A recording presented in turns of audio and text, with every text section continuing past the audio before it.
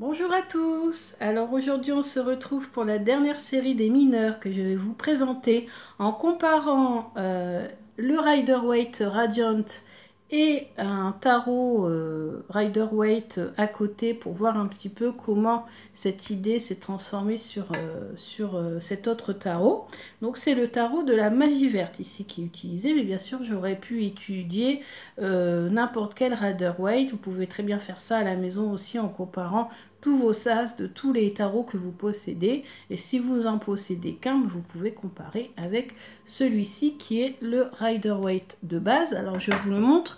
Alors c'est pas vraiment la première...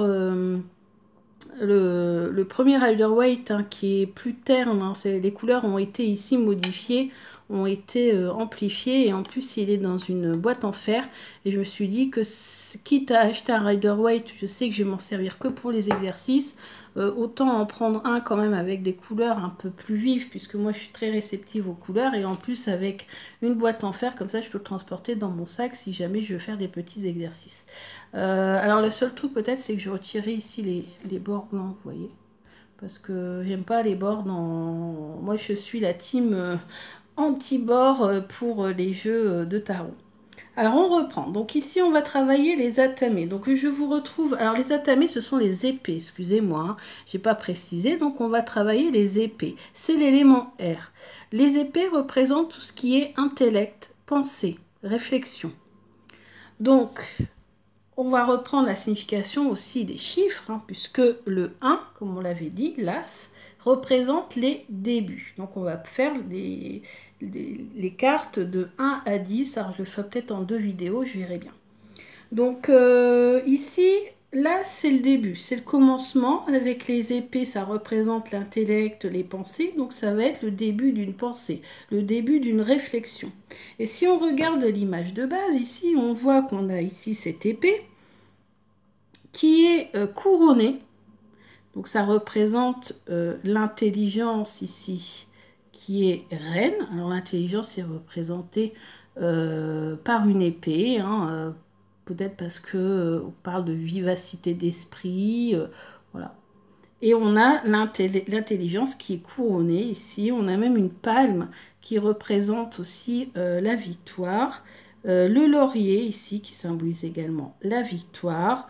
On a ici ces petits symboles ici qui sont des WOD, YOD, qui représentent l'élévation et la création de l'intellect. Et puis ici, on a aussi des montagnes qui peuvent nous faire penser aussi à l'élévation, pourquoi pas. Alors, donc tout ça, ça nous fait penser à être intelligent ou à faire preuve d'intelligence. Ou si on est bloqué dans une situation, d'essayer de trouver une solution en réfléchissant. Ça peut représenter également les sciences, ça peut représenter mesurer le pour et le contre, faire preuve d'esprit critique, avoir de l'esprit, hein, aussi, pourquoi pas. Ici, on va passer maintenant au tarot de la magie verte qui est à côté. Comment Anne Moura représente, elle, l'as d'épée, donc le début de cette réflexion sur sa carte.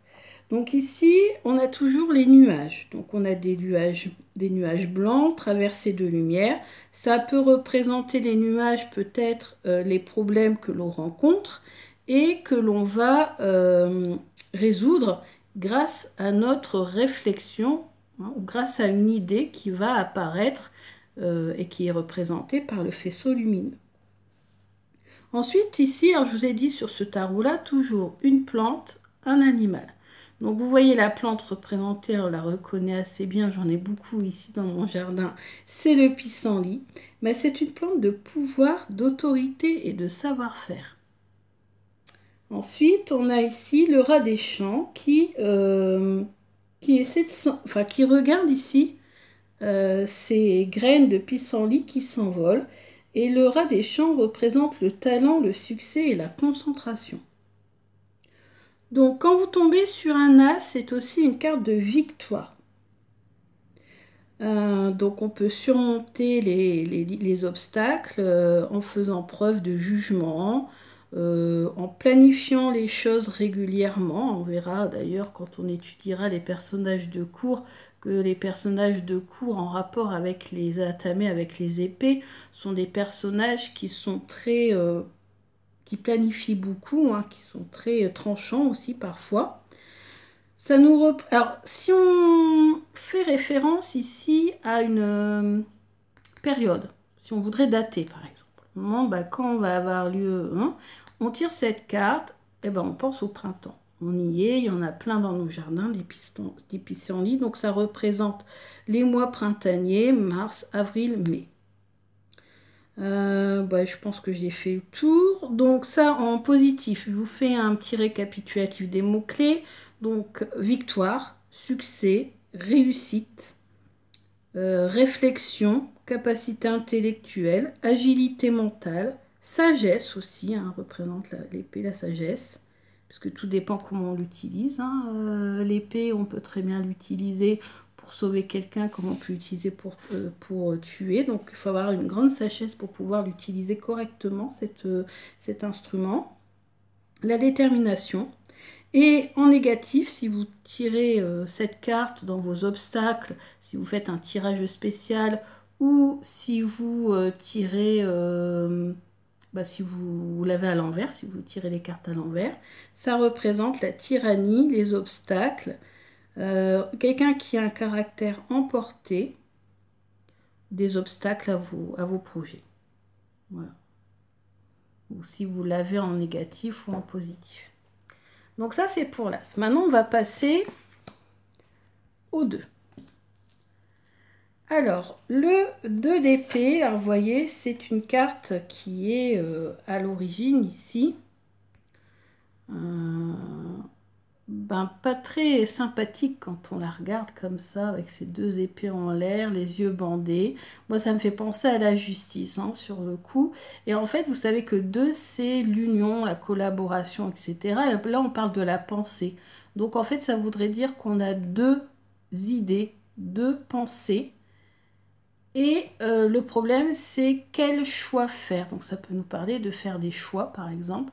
Quelle idée prendre en compte? Qu'est-ce que je dois suivre comme idée? Et vous voyez, elle a les yeux bandés. Donc, pour peut-être faire un choix de façon plus judicieuse. Alors, je vous résume ce que l'on trouve sur cette carte. Donc, on a ici une lune. Pour montrer que c'est la nuit. Mais on a des difficultés à trouver son chemin. On peut représenter cette carte qui a lieu donc la nuit, même si vous voyez qu'il y a quand même beaucoup ici de lumière. On a du mal à trouver son chemin. Le bandeau, c'est le refus de voir les choses. Et les récifs, ce sont les obstacles qui nous empêchent d'avancer. Voilà.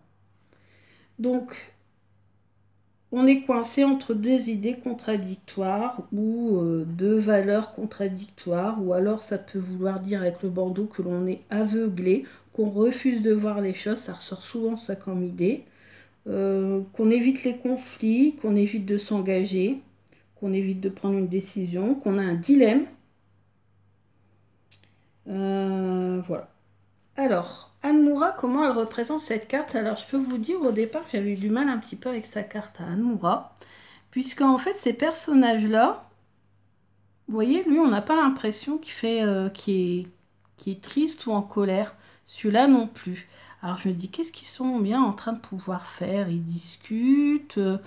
On a quand même quelqu'un là qui a laissé sa faux ici près du muret, l'autre qui en a une beaucoup plus grande qui l'a dans la main, et on a deux épées, 2 couteaux ici plantés dans le tronc d'arbre. Sur le coup, j'avoue que j'ai pensé plutôt à une discussion qu'à un conflit. Mais en fait, c'est la carte des conflits.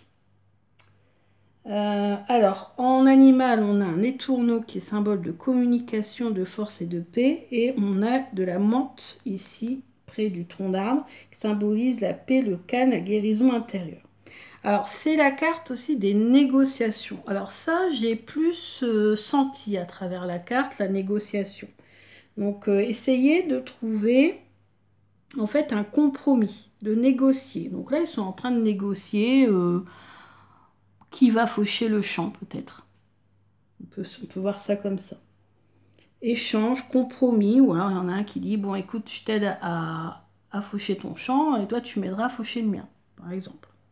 Donc, en travail, ça peut représenter la négociation hein, d'un contrat ou d'autres choses, ou un travail en rapport avec la négociation.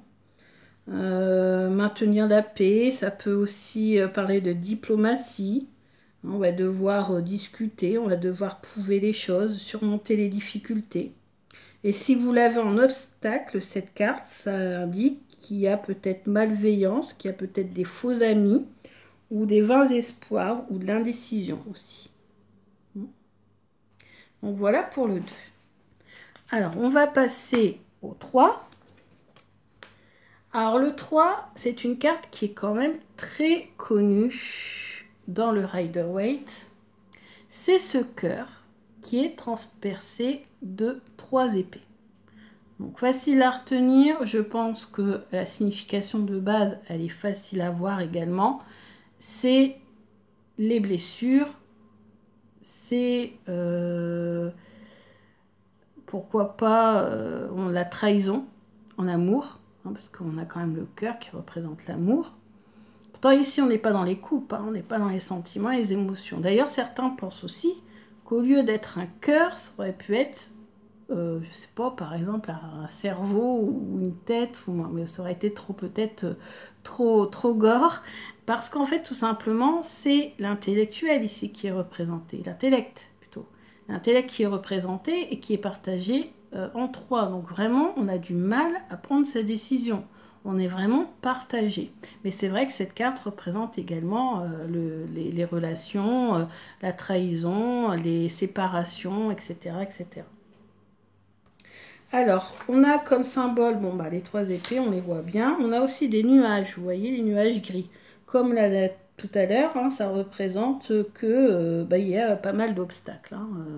On est un petit peu dans le brouillard, on ne sait pas quoi décider. Donc ça nous parle aussi de douleur, de rupture, de dire les 4 vérités à quelqu'un quitte à lui faire de la peine, de discorde, de dispute, ça je l'ai déjà dit. Voilà, je crois que j'ai fait le tour. Alors maintenant chez Almoura, comment elle a représenté ce 3 d'épée? Alors on n'a pas de cœur, on n'a pas de cœur transpercé par 3 épées, on a une femme qui hésite à rentrer dans cette maison qui m'a l'air pas très sûre ou un peu abandonnée. On a ici un signe, le signe représente la transformation et les changements, et on a ici de l'armoise qui représente la confiance et la protection. Alors ici, les mots-clés de cette carte, ça veut dire qu'en fait, il va falloir prendre un nouveau chemin vers l'inconnu. Vous voyez ici, on a d'ailleurs cette lanterne qui peut représenter aussi le fait d'être guidé vers l'inconnu. Ça peut nous parler d'absence, de séparation, de conflits ou de conflits qui vont peut-être être résolus grâce à la réflexion, de manière réfléchie. Donc il y a quand même du positif, hein. C'est une carte qui en positif peut vraiment nous parler de prendre un nouveau chemin, de couper avec quelque chose pour aller de l'avant, d'indépendance, voilà. Et côté négatif, bah, ça nous représente la confusion, les disputes, la discorde, la séparation, la malveillance, etc. Donc comme toujours dans le tarot, hein, on a même les cartes qui paraissent négatives ont un côté positif. Voilà. Alors ça peut, oui, parfois on peut avoir cette carte, ça peut nous parler de déménagement aussi. Déménager ou partir pour une longue durée. Voilà. Alors maintenant on va passer au 4. Alors le 4.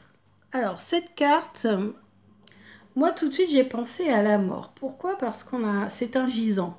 On voit que c'est une statue, un soldat au repos. Donc pour moi c'est la mort.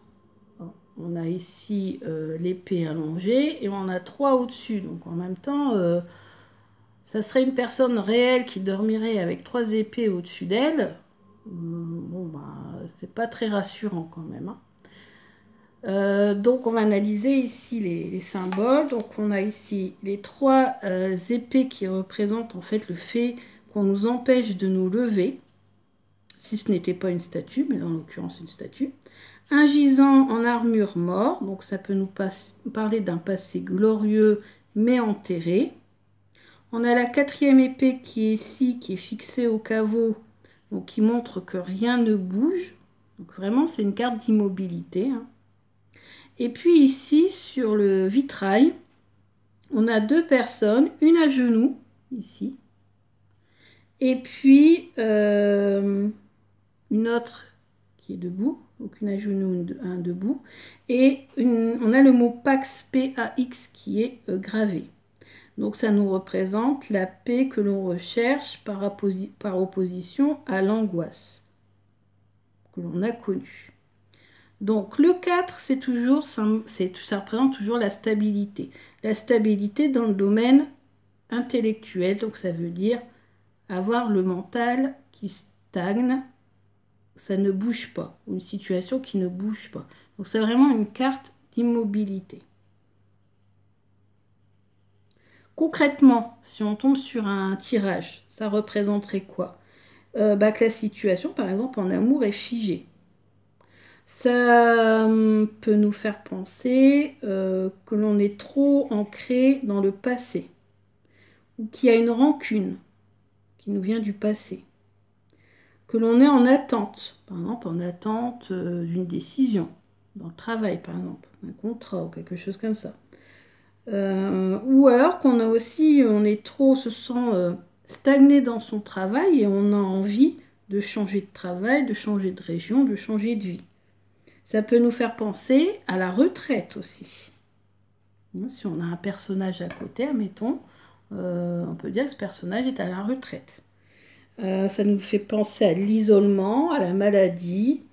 Et par opposition, c'est vrai que, enfin par opposition non, en dérivé, on peut penser aussi à la méditation, à la tranquillité, au besoin de tranquillité, de repos. Et justement, Anne Moura, quand on regarde à côté, c'est ce qu'elle a décidé de prendre comme symbole. Puisque vous voyez ici, on n'est pas sur une tombe, on est avec un personnage assis dans l'herbe, bien à l'abri d'un arbre bien touffu et bien vif. Et puis, il se repose au bord de l'eau, au bord d'une mare, et il a laissé ses armes plantées dans la terre. Donc ça nous fait penser aussi à l'ancrage, pourquoi pas, hein.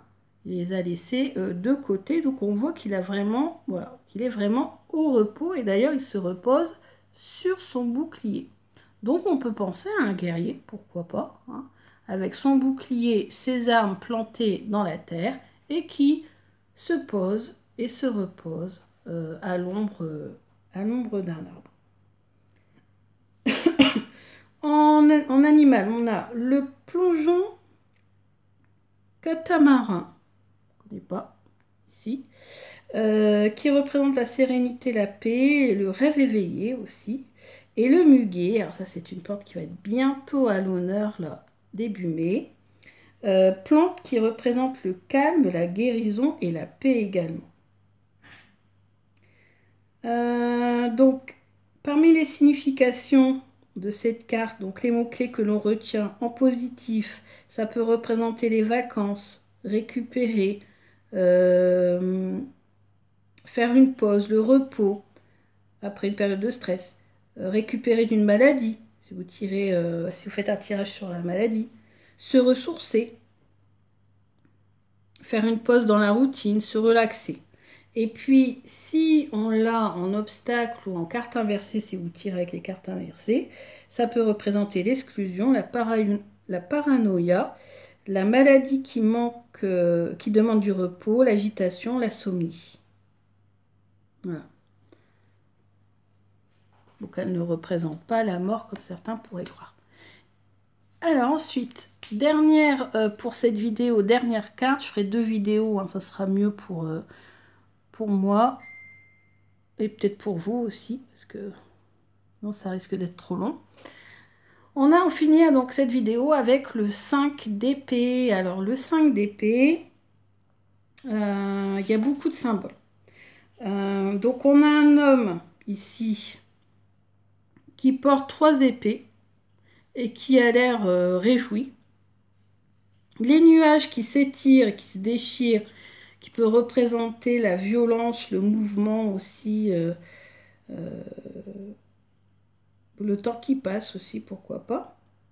Et on a une mer qui est teintée de rouge. Je ne sais pas si vous verrez bien. Mais cette mer teintée de rouge représente les blessures émotionnelles, puisque vous savez que l'eau, hein, la mer ou le fleuve, ou ce que vous voulez, ça représente les émotions. Donc ça représente avec le rouge les blessures émotionnelles ou les rancœurs vis-à-vis des autres. Bon, le 5, vous savez, dans le tarot, c'est la carte des conflits. Et en plus, on est dans les épées. Alors, ça nous fait quoi? Ça nous fait une carte des disputes et des conflits. Et que même si quelqu'un va remporter la dispute ou le conflit ou le combat, ça ne sera pas sans y laisser des plumes. Alors, on a ceux-là là, qui sont vaincus. Donc voilà, carte de dispute, de conflit, d'injustice, de traîtrise. D'être bloqué aussi, vengeance, trahison, voilà. Et en positif, parce que toute carte, vous savez, a quand même un côté assez positif, c'est qu'on parvient à régler un conflit, ou on parvient à minimiser la malveillance des gens, enfin, ou alors on se rend compte de la malveillance des gens. Vous voyez, essayez de trouver quelque chose de positif. Voilà. Donc ça reste toujours des conflits, mais ça sera réussir à régler les conflits. Ensuite, Admura. Alors comment elle représente cette carte? De façon beaucoup moins violente. Néanmoins, on voit quand même que ces 3 atamés sont quand même dirigés vers le monsieur là, qui m'a l'air quand même assez sympathique, hein. Et puis ce personnage-là qui m'a l'air aussi sympathique, avec ses 2 épées dans les mains. Alors elle a voulu représenter la carte de l'artisan, du commerçant qui vend ses produits et il doit convaincre de ses compétences et du fait que ses produits sont excellents et de très bonne qualité. Donc, si vous tombez sur quelqu'un qui travaille dans la vente ou qui cherche un travail, pourquoi pas lui dire ça sera un travail où il faudra montrer tes compétences, prouver tes compétences et peut-être dans le domaine de la vente. Pourquoi pas. On a un géranium ici au premier plan, confiance en soi, concentration, maîtrise de l'anxiété. Donc voilà, essayez de ne pas être anxieux face par exemple à un entretien d'embauche par exemple, lors d'un entretien d'embauche ou face à un patron. Le pan, ici, représente la confiance et la prospérité, donc c'est quand même une carte assez positive. Néanmoins, ça représente aussi conflit d'idées, lutte entre le nouveau et l'inflexibilité. Alors peut-être que lui, il veut proposer un objet nouveau, un atamé tout nouveau, et puis lui va peut-être essayer quand même de choisir qui soit plus ancien. On a peur de passer dans la nouveauté. Donc, mots-clés à retenir, besoin de confiance en soi. On a aussi besoin d'assimiler des idées, d'avoir une attitude positive face à une situation négative ou face à quelqu'un qui est négatif. Essayez de prouver vos capacités. Hein. Et puis, en négatif, on a la soumission. Que lui, ils sont quand même assez soumis par rapport à lui. Blessure de l'estime de soi, indécision, malveillance également. Vous voyez, ça fait beaucoup de cartes de malveillance depuis tout à l'heure. Gain minime, stagnation, peur de la défaite. Donc, peur de ne pas convaincre, par exemple. Donc voilà, on a terminé pour aujourd'hui, pour cette vidéo. Et je vous dis à bientôt pour les cartes de 6 à 10.